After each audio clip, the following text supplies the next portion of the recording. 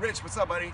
Listen, I like your golf swing. I think you do a lot of good things. I think the biggest thing that we're looking at here is at the bottom, you're actually really releasing the club. You're throwing your right arm at it, so that's timing. Your left shoulder is also going up. There's a lot of things in the backswing that a lot of good players do that you could change or you could keep the same. What I'm looking for is three things. I'm looking for the max distance you can get, optimal strike, and controlling your curve, okay? So when I look at you, I go, okay, what are your issues?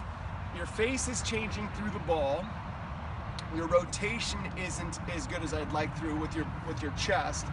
And what's happening is you're tilted through the shot, okay? So in order to change those, I'd say only about one or two, maybe possibly three things we change in the backswing for power, okay? So let's look at the difference here is, one, I'd like to see you at the top understand that this is my pelvis right here.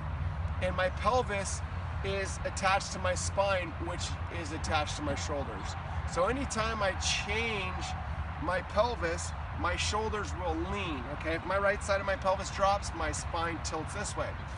For you, when you get this left side of the pelvis to go down in the backswing, what ends up happening is your pelvis changes this way, okay? So what I'd like to see is your pelvis stay pretty level in the backswing. There's a lot of good players who had it go down and then they'd have to fire this way or really sit down to turn and get out of that position. So most players who get the left side of the pelvis to go down tend to slide to get it level, and then they're stalled out and there's no face control. So here's what I want from you. I really want you to work on getting this pelvis to stay level. So we're gonna straighten our knees up a little bit and our pelvis, okay? So we're gonna do a little bit of this and a little bit of this, but keeping our shoulders on their incline. I know that's confusing, but most people say, oh, I'm going up, have flat shoulders. I want your shoulders to stay at a right angle to the back line, okay? So as we're going, we're getting a little bit more stand up. And that's gonna get your left side of your pelvis to stay level and your spine not to tilt like this, okay? So we get that in tail, then we finish our shoulder turn, boom, get a full 90 and you're styling. Then I would take out some of the wrist angle, okay? I would keep it here, I'd get it wide with the right arm, but I wouldn't cock as much, okay? So keep some of the cock out of your hands and we'll go up the top and we'll be right about here with a full turn. That'll set you up for the downswing. Now, in the downswing, what I'd really like to know is our C is not having all this action, okay? So your shoulders are tilted, which means this left leg's locked up because that makes the spine tilt. Okay, so anytime we get our legs to lock up, it tilts our spine, okay?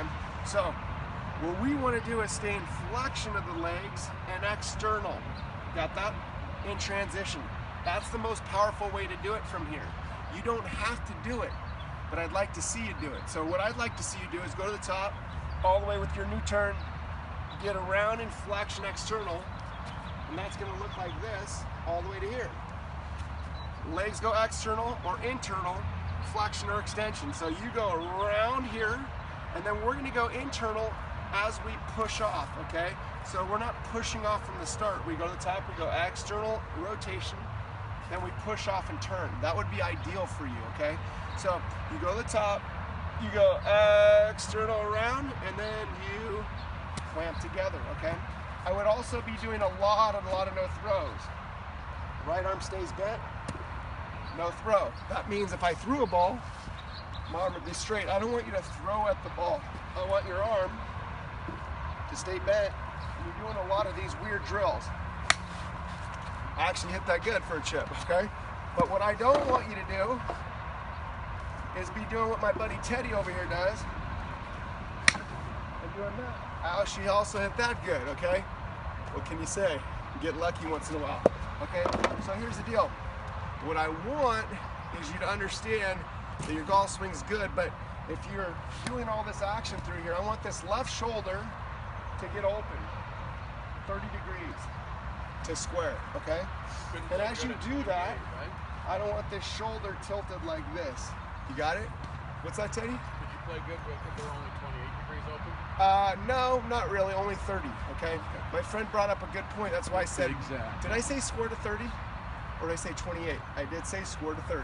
But Teddy's shoulders are like this, okay? So, here's the deal, he's 30 degrees closed. So, here's the deal. So what we want to do is after we get these shoulders open, you got to understand that your pelvis is in flexion or extension. If I got my shoulders flat, most people stay in flexion of the belly. So after we've got around, then we can start to extend this way and extend in the knees if you want. If you want to hit it low, stay in here. But if you want to hit one high, you can open up like an uppercut punch. As you do an uppercut punch, that shoulder doesn't stay closed. So the main thing at the bottom is really get a lot of these little half shots down and rotate, get that chest open, and I think you'll be fine. You could do a lot of stick drills.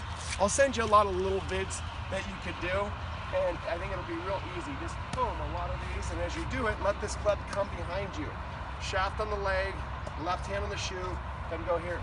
Don't be doing these flying wedges. That's nonsense, okay? Besides that, your money, okay? Peace.